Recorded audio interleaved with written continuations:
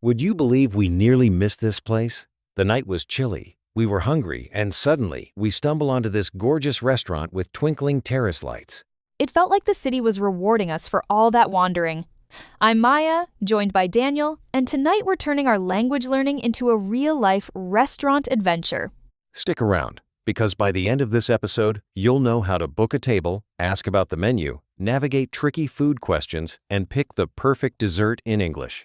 We'll walk you through making a reservation, dealing with dietary needs, ordering like a local, and even swapping food stories. Plus, we'll sprinkle in some must-know phrases for travelers.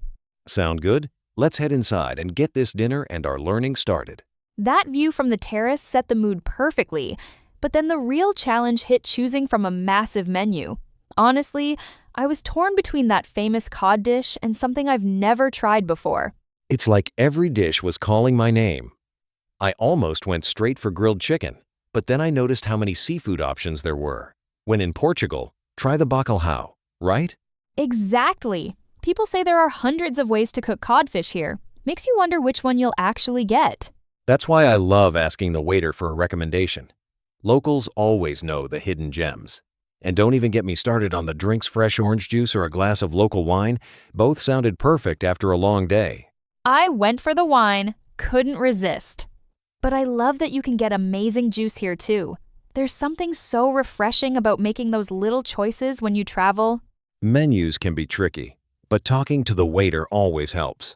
I had to double check about the sides with my chicken, and I'm glad I mentioned the spicy factor. One wrong move and my dinner would have turned into a fire drill. That's the thing. Asking simple questions makes everything smoother. I asked about vegetarian options, just out of curiosity, and learned something new about the local dishes. And it was great how the waiter checked for food allergies. I always appreciate that extra care. It just makes you feel more at home. It also opens up the conversation if you ever travel with friends who have dietary needs. Knowing phrases like, "Do you have any food allergies?" or "Is this vegetarian?" can be a real lifesaver abroad. Once our food was ordered, picking a drink felt like a mini adventure on its own. The waiter recommended a local red wine for my bacalhau, which felt like such a treat. And I went for that orange juice. With ice, it's the little things that make you feel refreshed after a warm day. I loved learning about port wine too. Didn't realize it's sweeter and usually saved for dessert. It's those small details that make meals memorable. Next time, I might save room for a glass of port after dinner. Just talking through the options with the waiter really helped me feel more confident ordering in English. Honestly, trying something new like a local wine makes travel meals so much more special. And it's a great reason to practice useful phrases, like asking what pairs well with your food. While we waited for our food, the conversation just flowed. I had to ask, what was your favorite part of the day, Maya? Definitely the castle view. I took about 100 photos. It's funny how little moments like that free pastry from the cafe owner stick with you even more than the big sights. Yes, kindness from locals turns a trip into a memory. I always feel like those gestures, along with sharing a meal, make the experience richer. And it's the perfect time to practice small talk in English. Saying things like, "It was worth it," or "I'd love some company," is so natural when you're swapping daily highlights. When our plates arrived, I could barely wait to dig in. That bacalhau abras looked incredible golden, crispy, and it smelled amazing. My chicken was so tender, with just the right amount of herbs and lemon. I love how sharing bites makes you appreciate the food even more. Tasting your cod dish, I totally get why it's a classic, so many flavors in every forkful.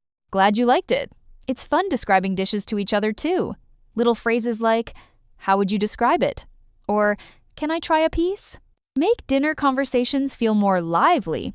Absolutely. And honestly, saying we chose well at the end of a meal is a win on its own. I'm saving this spot on my phone for next time.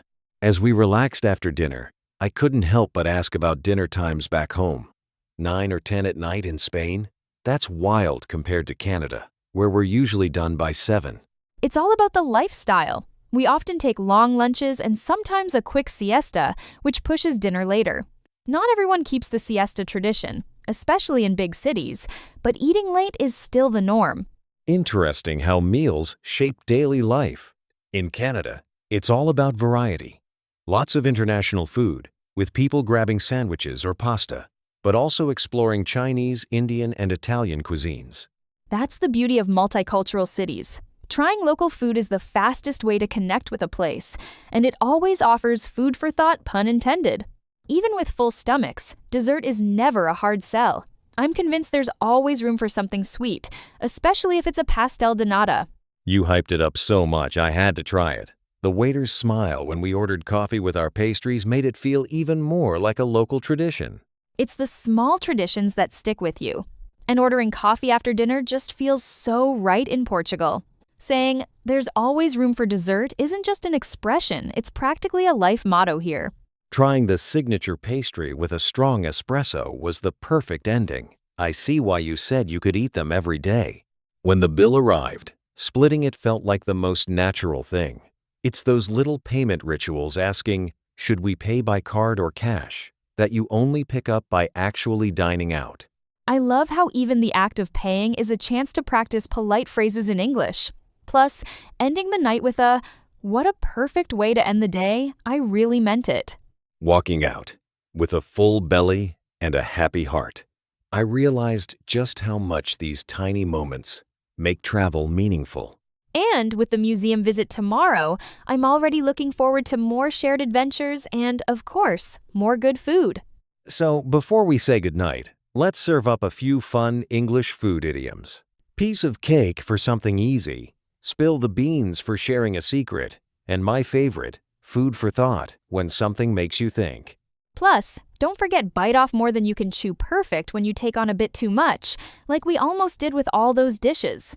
If you're learning English, tonight's 3 key takeaways. 1. Practice real restaurant phrases to build confidence. 2. Use small talk to connect with people. And 3. Compare food cultures. It's a great conversation starter. Your action step? Next time you're out at home or abroad, try using a new phrase from today's episode. Like, "Could you recommend something?" Or, "Should we split the bill?" It makes every meal a chance to learn. Thanks for joining us for this delicious language journey. Rest up and bring your appetite for our next adventure. Good night, everyone. Remember, a new dish is just a conversation away.